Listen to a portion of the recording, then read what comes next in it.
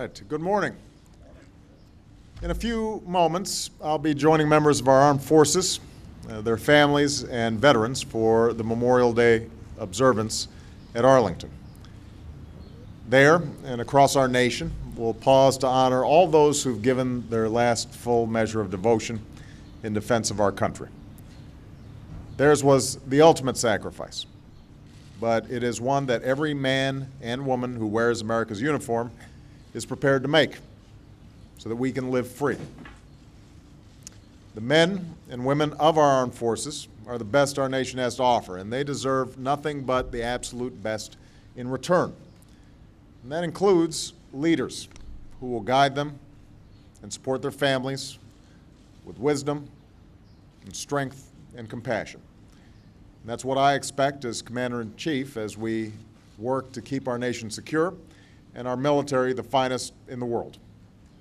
I found those qualities in Leon Panetta, who I announced last month as my choice to succeed our outstanding Secretary of Defense, Bob Gates, who I thank for joining us today. And I found these qualities in the leaders who will complete our team at the Pentagon and whom I'm proud to announce today. General Martin Dempsey as Chairman of the Joint Chiefs of Staff, Admiral James Winnefeld as the Vice Chairman, and to succeed General Dempsey as Chief of Staff of the Army, General Ray Odierno. The Chairman of the Joint Chiefs of Staff is the principal military advisor to me and my national security team, including the Secretary of Defense. Since taking office, I've been very grateful for the leadership of the current Chairman, Admiral Mike Mullen, and the Vice Chairman, General Jim Haas Cartwright. These two men have served our nation with distinction for decades, and I look forward to paying tribute to their lives of service in the months ahead. Today, I'll simply say that, like President Bush before me, I've deeply valued Mike's professional steadiness and his personal integrity. On his watch, our military forces have excelled across the whole spectrum of missions, from combat in Iraq and Afghanistan to relief efforts after the Haiti earthquake. He's helped revitalize NATO, reset our relations with Russia, and steer our relationship with Pakistan and China. And I believe that history will also record Mike Mullen as the chairman who said what he believed was right and declared that no one in uniform should ever have to sacrifice their integrity to serve their country. I've also benefited enormously from the advice and counsel of Haas Cartwright. Haas is that rare combination of technical expert, from cyber to missile defense, and strategic thinker, whether it was updating our nuclear posture or preparing our military for 21st century missions. I'll always be personally grateful to Haas for his friendship and partnership. And as he concludes 4 decades of service in the Marine Corps that he loves, he can do so knowing that our nation is more secure and our military is stronger because of his remarkable career. And I know that Michelle joins me in saluting Deborah Mullen and Sandy Cartwright for their decades of extraordinary service, especially as champions of our inspiring military families. With the advice and consent of the Senate, it is our hope and expectation that Leon Panetta will soon take the reins as Secretary of Defense. General Cartwright's term ends this summer. Admiral Mullen's term ends this fall. I'm announcing my choice for their successors today because it's essential that this transition be seamless and that we stay focused on the urgent national security challenges before us. And I want to thank Deputy Secretary of Defense Bill Lynn for the continuity that he'll provide during this transition. With nearly 40 years in uniform, Martin Dempsey is one of our nation's most respected and combat-tested generals. In Iraq, he led our soldiers against a brutal insurgency. Having trained Iraqi forces, he knows that nations must ultimately take responsibility for their own security. Having served as acting commander of Central Command, he understands that in Iraq and Afghanistan, security gains and political progress must go hand in hand. And just as he challenged the Army to embrace new doctrine and tactics, I expect him to push all our forces to continue adapting and innovating to be ready for the missions of today and tomorrow. I was proud to nominate Marty as Army Chief of Staff, and I realized he only assumed that position last month. Marty, your tenure as Chief may go down as one of the shortest in Army history. But it's your lifetime of accomplishment that brings us here today. And I thank you for your willingness to take on this new assignment along with your wife, Deanie, and your 3 children, all of whom have served in the Army. Today, I want every one of our men and women in uniform to hear the words that you spoke to your soldiers on your first day as chief, because it's our shared message to all who serve, especially our troops in harm's way. We will provide whatever it takes to achieve our objectives in the current fight. As Vice Chairman, Admiral Sandy Winnefeld will draw on more than 30 years of distinguished service. Under his command, fighters from the aircraft carrier USS Enterprise pounded Taliban positions in the weeks after 9/11, and his carrier strike group played a critical role in air operations over Iraq. Having served as a NATO commander, Sandy is well known to our allies. Having served on the Joint Staff, he is known and trusted here at the White House.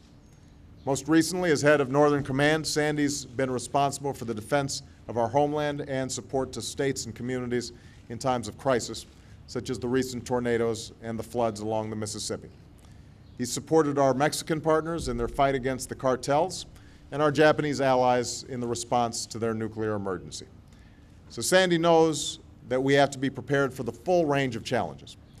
Sandy, I thank you and your wife Mary and your 2 sons for your continued service. I've selected General Dempsey and Admiral Winnefeld because of their record and potential as individuals, but I've also selected them because they will make an extraordinary team, despite their competing loyalties to Army and Navy. Between them, they bring deep experience in virtually every domain: land, air, space, sea, cyber. Both of them have the respect and the trust of our troops on the front lines, our friends in Congress, and allies and partners abroad. And both of them have my full confidence. They both have something else. For the first time, the chairman and vice chairman will have the experience of leading combat operations in the years since 9/11. 2 moments in particular speak to this leadership. On the morning of September 11, 2001, the Enterprise was returning home from the Persian Gulf when word came of the attacks. Rather than wait for orders, Sandy took the initiative, reversed course, and put his ship and aircraft within range of Afghanistan by the next morning, setting the stage for the strikes that followed. A few years later, as Marty's 1st Armored Division was rotating out of Iraq, he suddenly got new orders. He turned his division around, shifted to new parts of Iraq, and defeated an insurgent uprising, a remarkable maneuver that has entered the annals of Army history. And while I know that folks across the Army are proud to see one of their own selected as chairman, I also know this means losing their new chief in a time of war. And that's why, for the next Army Chief of Staff, I'm nominating one of the Army's most accomplished soldiers and one of the tallest, General Ray Odierno. In 3 pivotal deployments to Iraq, he commanded the troops that captured Saddam Hussein, partnered with General Petraeus to help bring down the violence, and then transferred responsibility to Iraqi forces, allowing us to remove some 100,000 American troops and end our combat mission. After years on the front lines, Ray understands what the Army must do to prevail in today's wars, to prepare for the future, and to preserve the readiness of the soldiers and families who are the strength of America's families. And we're fortunate that Ray's dedication to our soldiers is shared by his wife Linda and their family, including their son Tony, a combat veteran and advocate for his fellow wounded warriors. I urge our friends in the Senate to confirm these outstanding individuals as swiftly as possible. They're innovative, flexible, focused on the future, and deeply devoted to our troops and their families. General Dempsey, Admiral Winnefeld, we have much to do, from bringing our troops home from Iraq to beginning to reduce our forces in Afghanistan this summer and then transitioning to Afghan lead, from defeating al-Qaeda to protecting the Libyan people. All this even as we make difficult budget decisions while keeping our military the finest fighting force in the world. Above all, as Commander-in-Chief, I'll be looking to you and the rest of the Joint Chiefs for what I value most in my advisors: your honest, unvarnished advice and the full range of options, especially when it comes to our most solemn obligation, protecting the lives of our brave men and women in uniform. We have no greater responsibility, as we are reminded today when we honor all those who sacrificed so that we can enjoy the blessings of freedom. So again, to Marty, Sandy, and Ray, as well as your families, thank you for your patriotic service and your readiness to lead once more. Thank you very much, everybody.